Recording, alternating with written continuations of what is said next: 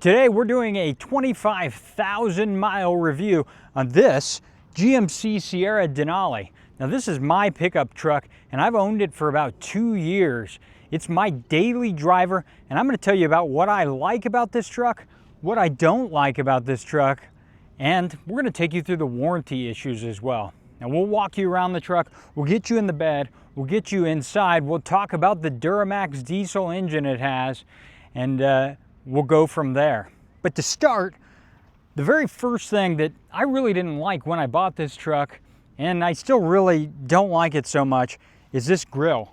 I just think it's too gaudy for my taste. It's very flashy, there's a lot of crevices, so when you're washing it, it is quite hard to get clean as well. And I've had a lot of problems with my front camera washer, leaking windshield washer fluid all over my front bumper, ultimately leaving this unsightly residue that I have to clean up. And for that reason, I just wish they'd give you an option to put the SLT or maybe the AT4 grill on this. I think they're a lot simpler and they look a lot easier to clean too. Now from there, the other thing that one of the things I really like on this truck are these rear view mirrors. They really do a good job of eliminating blind spots while still looking pretty darn good too. And one of the most unexpected things that I like about this truck are these keys. I had no idea that I would wash these things in my spin cycle 2 different times. And both times the keys came out with the RFIDs working and the door lock and accessory buttons are still working too. Now that has to have saved me at least $500 a pop. Now let's get you back inside the truck. The first thing that most folks want to know about this truck is whether or not I've had issues. So we're really going to start you right then and there. And I think the answer to that question is yes, I've had issues. None of them have been large overall mechanical issues that would make it a deal breaker to own. But there have been 4 issues, which is 4 more than I would have liked to have had.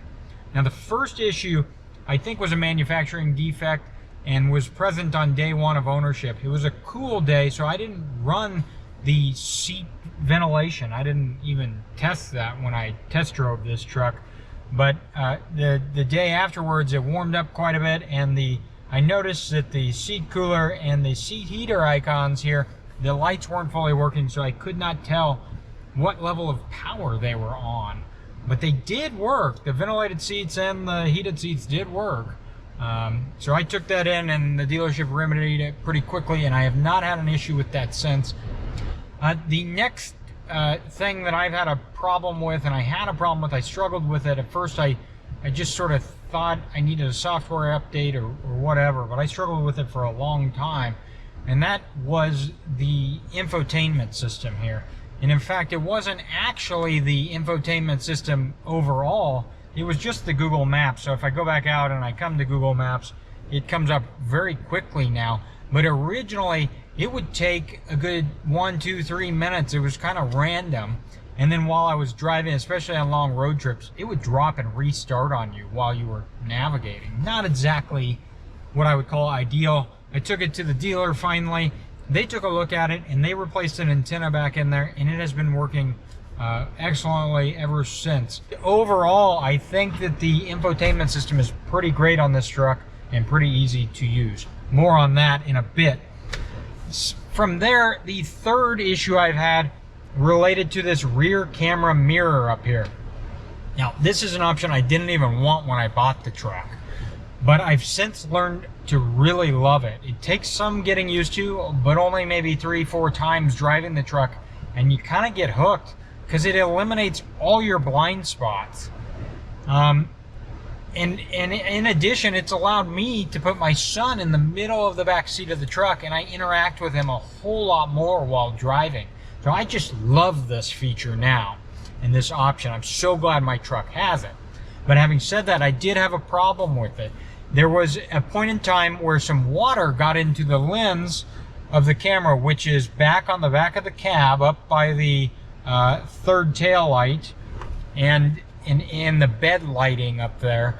And that water was causing stars to appear and really to obscure this screen almost entirely at nighttime when headlights were hitting it.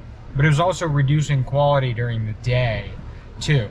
So I took it in and they replaced that camera very quickly, and I haven't had an issue with it since. My truck is parked outside, so it sees a lot of weather, and it's held up good ever since that change. The last issue I've had was a check engine light I got. It was related to a NOx sensor, a nitrous oxide sensor, and those are sometimes a common problem, especially on small diesels of many different brands. The emission systems like to run hot, and so if you commute stop and go traffic a lot, you can have problems there. It turns out I didn't actually have a problem.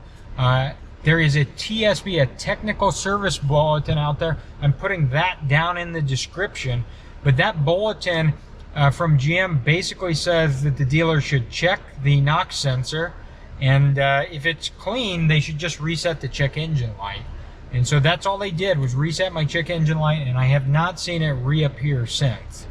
So an odd software issue on this car. Now, the good news is that if this car does have a NOx issue, the emission system is such, it's sort of on the top of the engine, and it's really easy to get to. So you can remove that NOx sensor, clean it, put it back in very easily.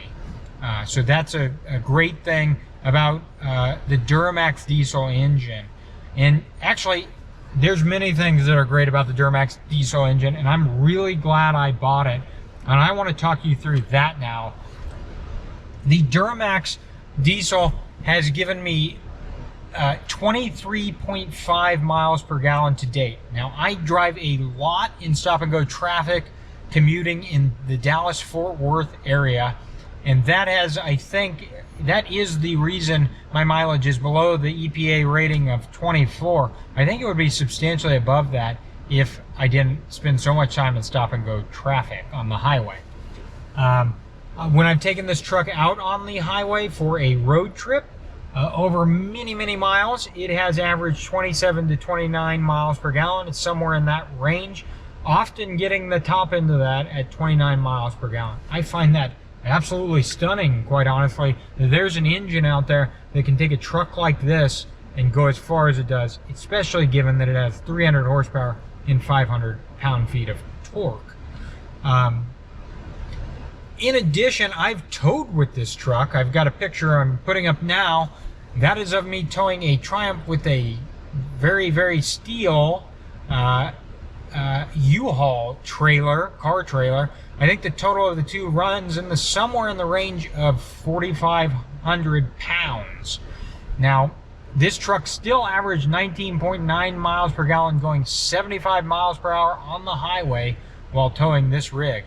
I find that to be utterly impressive. That is basically at the EPA rating of the 5.3 liter gasoline engine, that L89. That engine is a great engine too, so don't get me wrong, but I'm utterly impressed with the efficiency of this Duramax diesel engine. Now, if you're gonna own a Duramax diesel, if you're gonna buy this, there's, I think, 3 real big things you should know about. One is the DEF. You have to put DEF in this truck. You put it in right next to the gas or the diesel fill tank, so it's really easy to put in. I will say, if you overflow the tank, you're going to be wiping some nasty residue from that DEF off the side of your truck. So I choose not to fill it up very often at all. In fact, I think this truck will go 5,000 miles on a tank of DEF. So you don't have to fill it up very often. But I don't even keep it full for that reason. And just occasionally throughout the year when I'm at Costco, I'll buy one, and I'll buy a box of DEF and I'll put it in there. The next thing I think you should know about is the fuel filter. The one key maintenance difference between a diesel engine and a gasoline engine is that the fuel filter has to be changed regularly. In the case of this small engine, it's only every 30,000 miles per GMC's scheduled maintenance. So that's nice. It's not very often. It's not a hard drive. It's just below me here on the driver's side, and it takes just a socket to unloosen, and you pull out the old one and put a new one in. It costs about $45 for a new filter. If you want to let the dealer do it, it's a little more expensive, somewhere in the $300 to $500 range. It's definitely a maintenance item that anyone can do, though. From there, I guess I'd say I would buy the diesel again. I'd buy the Duramax again. I'm not opposed to buying the 5.3 or the 6.2. I'd probably lean towards the 5.3 if I was going to get a gas engine, just because of price and efficiency reasons. And I'm not really racing my pickup truck around. I will tell you, the gas engines, I've driven both the 6.2 and the 5.3. They're quite a bit peppier and more responsive than the Duramax Diesel when you hit it. It's a different driving experience for sure.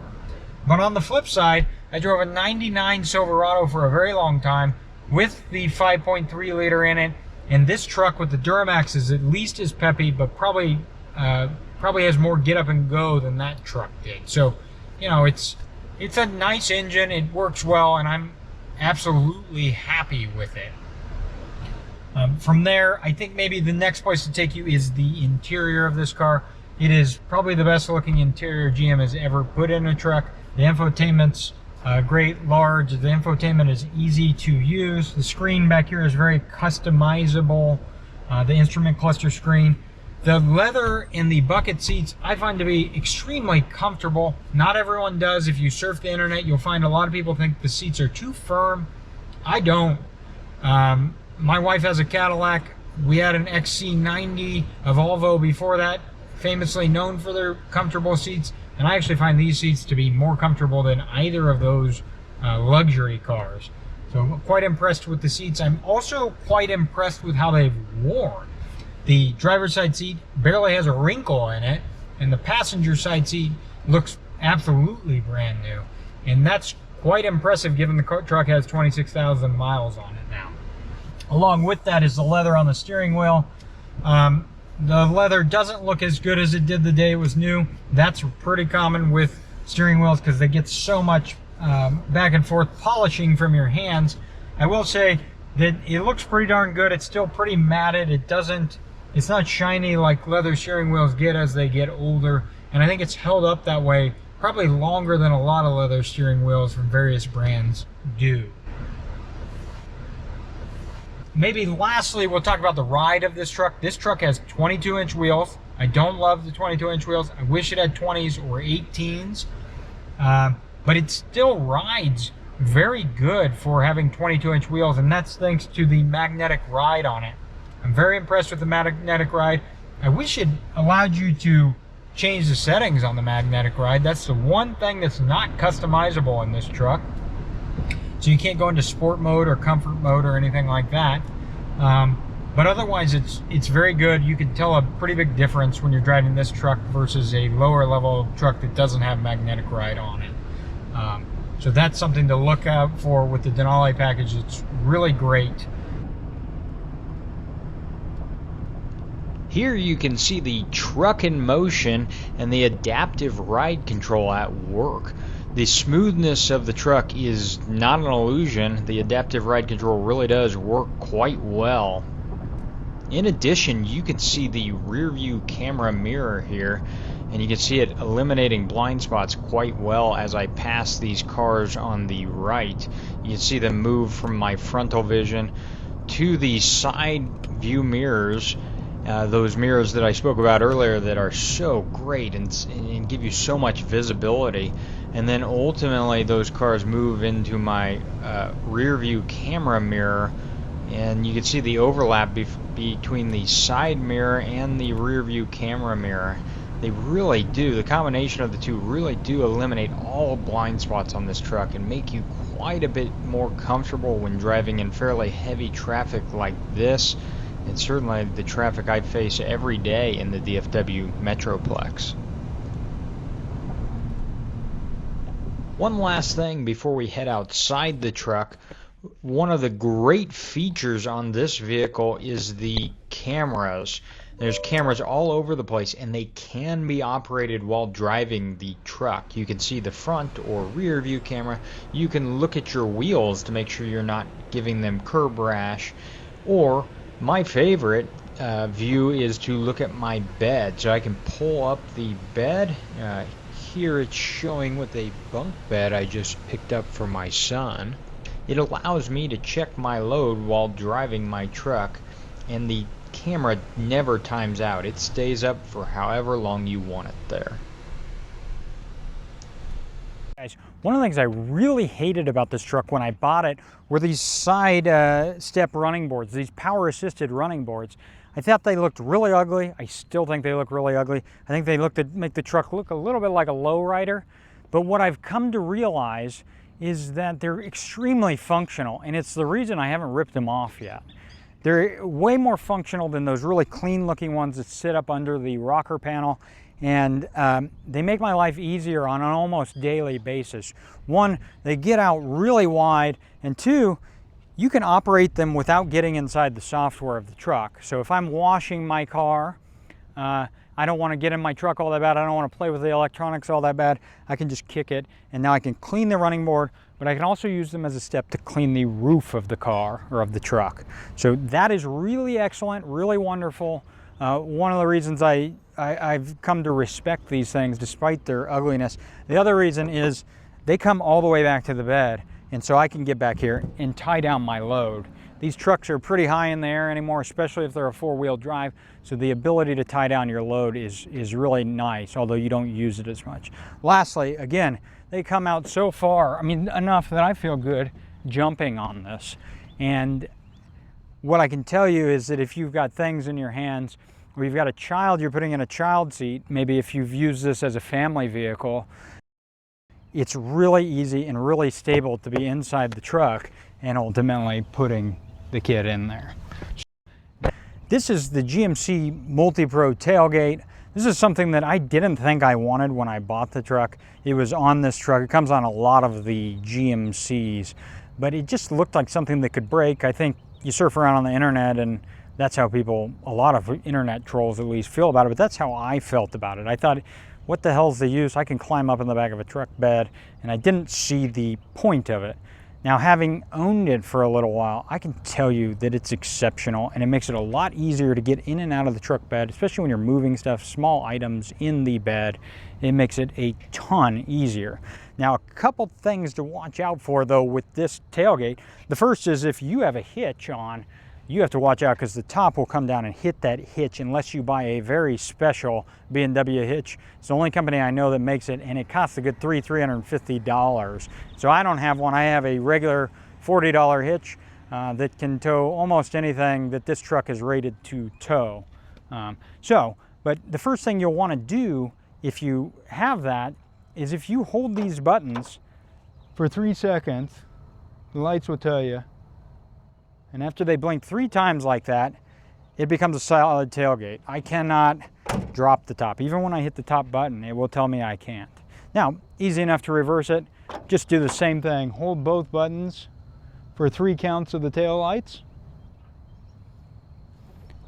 And now it will have reversed that. And so now if I hit them both quickly, it will open both at one time. It's kind of a cool cascading effect. The other thing I love about this truck is the way the bed's set up. Now, they've built in channels. This is the short bed, by the way, and I get a lot of use out of it. It's my first time owning a short bed.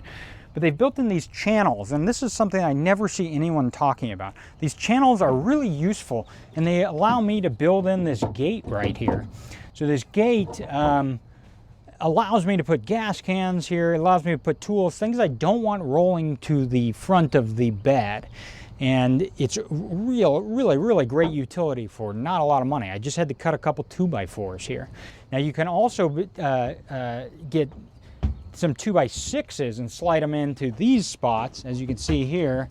And you can actually make a shelf in here, so you can slide stuff on top and below. It's a lot cheaper than buying one of those specialized systems that go in the back of your truck to build levels, and it's a lot more removable, I think. So I think those are 2 bed features that are really great, or really, you know, something that I don't think a lot of people talk about, but I get a lot of use out of them in my day. In fact, I keep this barrier back here most of the time.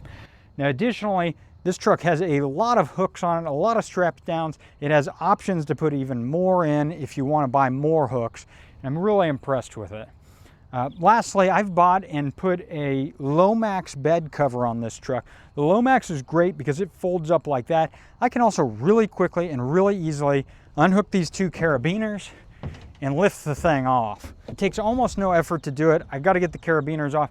There's a strap you take over the top, and then I can lift it off. So if at any moment I don't want that on, I can take it off really easily. Not a lot of other bed covers are like that. I really like having a bed cover. I like being able to park places with stuff in my bed and not having to worry about it being stolen. And so those are the features on the bed that I think are can't miss. They're a little bit of hidden features. I don't think people talk about them that much, but I think they're really exceptional and help the functionality of this truck quite a bit over what there was 10, 20 years ago in a truck bed. That's all for today. If you liked the video on this truck and you want to see more, please feel free to like or subscribe, and thank you for joining us.